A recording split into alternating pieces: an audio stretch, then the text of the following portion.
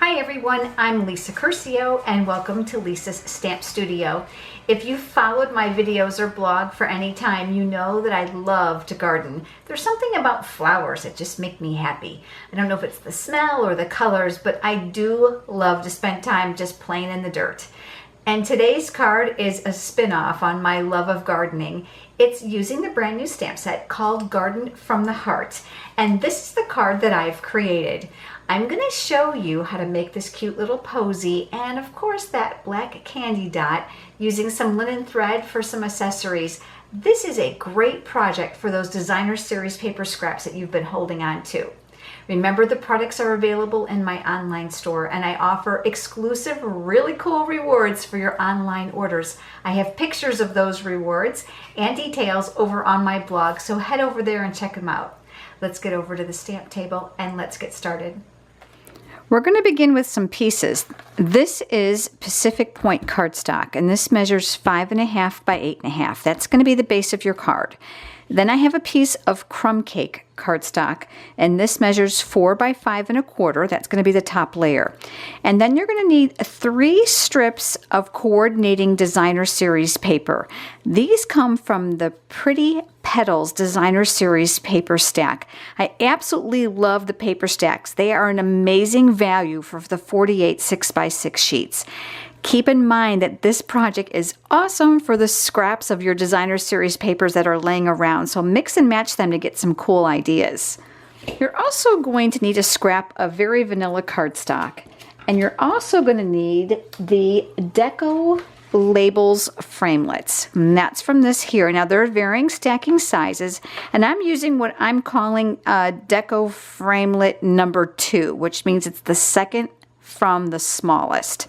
Now this is going to go in the Big Shot, and anytime that I'm using a framelit, I love my magnetic platform. So I'm going to put a clear mat on the bottom to protect it, my paper, my framelit, and then a clear mat over the top. And I've just created what I'm calling a sandwich. So I've got them all stacked up together, giving them a little push to get them started, and I'm cranking it through. Now it's going to snap, crackle, and pop, and a lot of people are always thinking, oh no, you've broken it.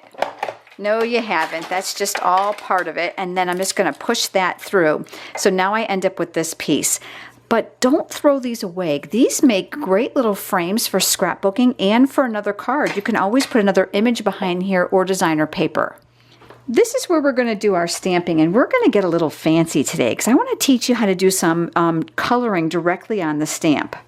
So the first thing I'm going to do is I'm going to get some color onto my flower pot. And you're going to notice on my original one that I really didn't need anything above the flower pot.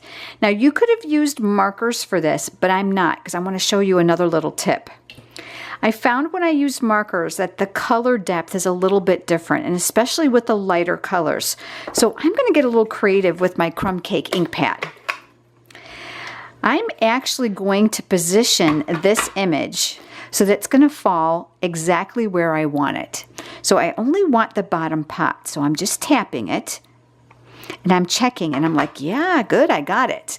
Now here's where my old olive marker is going to come in. I'm going to use the brush end and I'm going to color in the stem and the leaves. Going to my paper and I'm going to huff on it with my breath. I call that the Darth Vader technique. And I'm going to stamp that here near the bottom.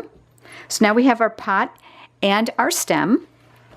The next thing is the words. Now you're going to notice it's not all going to fit. So I decided I wanted to split the greeting up. And let me show you a fun way to do that.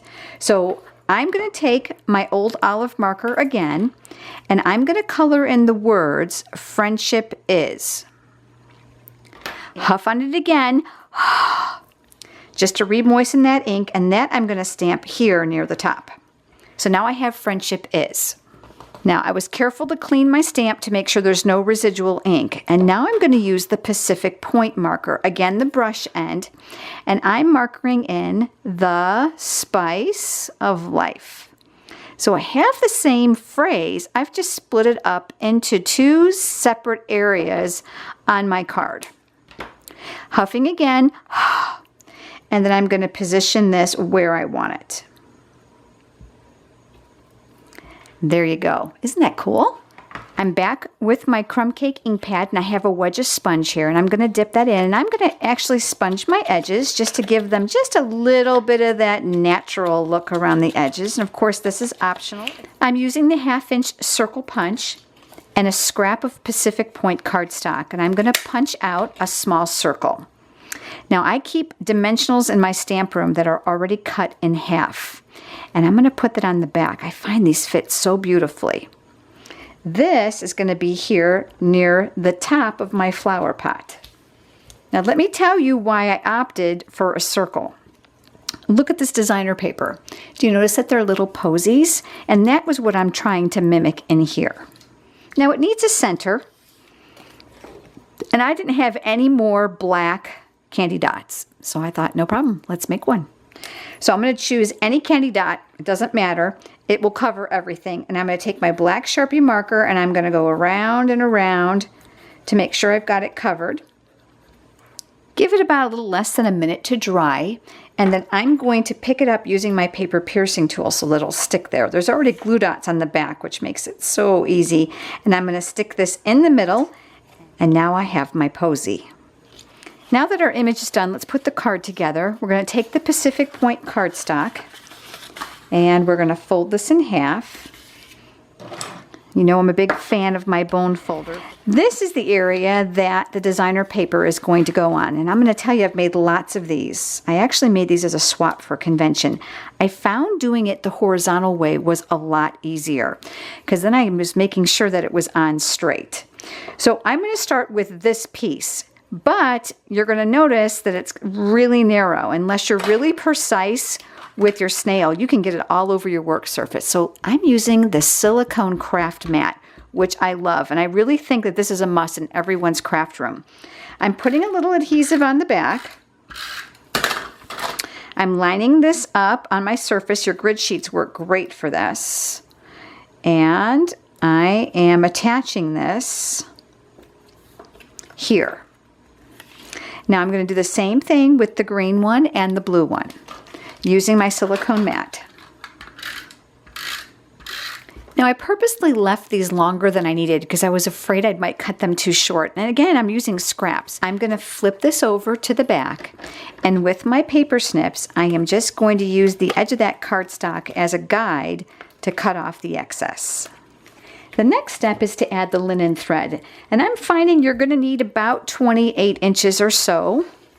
And I'm going to put my bow on the left side, so I'm actually going to leave a little tail here, and I'm going to go around twice, and you can shimmy this up or down wherever you want it, and then I'm going to tie a bow here. So now that's on there, so now I'm going to put some more dimensionals. I just happen to have my little pieces out, so I'm going to use those.